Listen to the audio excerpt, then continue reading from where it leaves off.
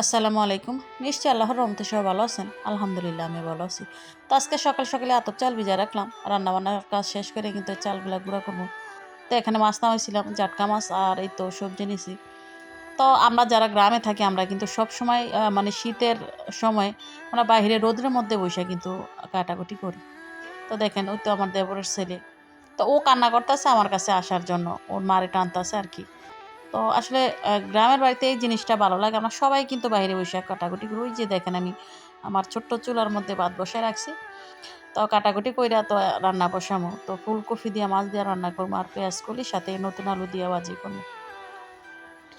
তো আমাদের কাজে কিন্তু দেখা গেছে রান্না-বান্না, দোয়া-দাই, খাওয়া-দাওয়া। মানে অনেকে বলে যে আসলে কি কাজ করে? শুধু রান্না-বান্না। শুধু রান্না-বান্না করতেই তো সারাদিন পার কইরা লাই। আসলে এইটাই কাজ। শুধু রান্না-বান্না করা লাগে। আর রান্নার আগে সবকিছু করা লাগে। ঘরের টুকটাক যা আছে সবই তো করি। শুধু রান্না-বান্না তো আর কাজ না। তো এই তো ১ম এ কিন্তু আমি মাছটা ভাইজা নিছিলাম। তো এখন ভাজি করমু। তো পেঁয়াজটা ভাইজা কিছু মরিচ দিয়া দিলাম। আর এই তো পেঁয়াজ কলি আর আলুটা একসাথে ভাজি করলে কিন্তু ভালো লাগে। তো নতুন আলু মানে ভাজিটা যেকোনো কিছুর মধ্যে দিয়ে ভাজি করলে কিন্তু আসলেই ভালো লাগে। একটু হলুদের গুঁড়ো, একটু লবণ আর কাঁচামরিচ তো দিছি। ভাজির মধ্যে তো আর বেশি কিছু লাগে না। আর এই তো উঠানের আগে ধনিয়া পাতা দিয়ে নিলাম। তবে একটু তেলে বেশি ভাজা করলে কিন্তু যেকোনো ভাজি খাইতে ভালো লাগে। তো ভাজা কইরা ভাজিটা নামাই নিমু। তো আমার ছেলেমেয়ে কিন্তু এরা খুব বেশি পছন্দ করে। আসলে ওরা যে কি খাইবো আর কি খাইবো না, ওরা একেক দিন একেকটা খায় আরকি। যেমন আজকে একটা জিনিস পছন্দ করছে, ২য় বার রান্না করলে দেখি তখন আর খায় না। তো এখন আবার মাছটা মানে ফুলকপি দিয়া টমেটো দিয়ে মাছ রান্না করমু। তো এক কইরা মসলাগুলা গুঁড়া মসলা দিয়া মসলাটা কষায় নিলাম। তো এখন ফুলকপি আর আলু দিয়া দিমু আরকি। তো ফুলকপিটা দেখা গেছে ওরা একটু পছন্দ করে। তো আমি জানি না আসলে আমার মতন কে ফেরায় আছেন। তো দেখেন আমি কিন্তু রান্না করতে বসে একা কখনই থাকি নাই তো আমার সাথে বইসা কথা কয়। কথা কওয়ার মানুষ অভাব নাই।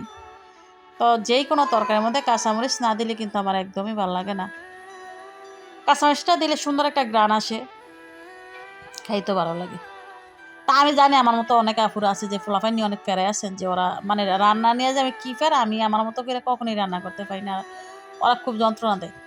মানে ওরা মানে যেদিন ভালো না লাগবে ওরা ভাতও খাইবে না ওদের ইচ্ছা মতো এই তো একটার পর একটা তৈরি করবো খাইবো অথবা দোকান থেকে না খাইলে একটা ঝামেলার ব্যাপার আরকি। দেখছে জাটকা মাছটা আজকে খাইবো না ওদেরকে ডিম ভুনা করে দিতে হইব গ্যাসের মধ্যে নয়তো ডিম ভাজি। ভাজিরা একটু খাইবো এই আরকি। তো এই তো রান্না-বান্না শেষ করে কিন্তু চালগুলা মানে এই যে কাইল মসুল বলে আমাদের এখানে। তো লোয়ার কাইলে আছে আমার।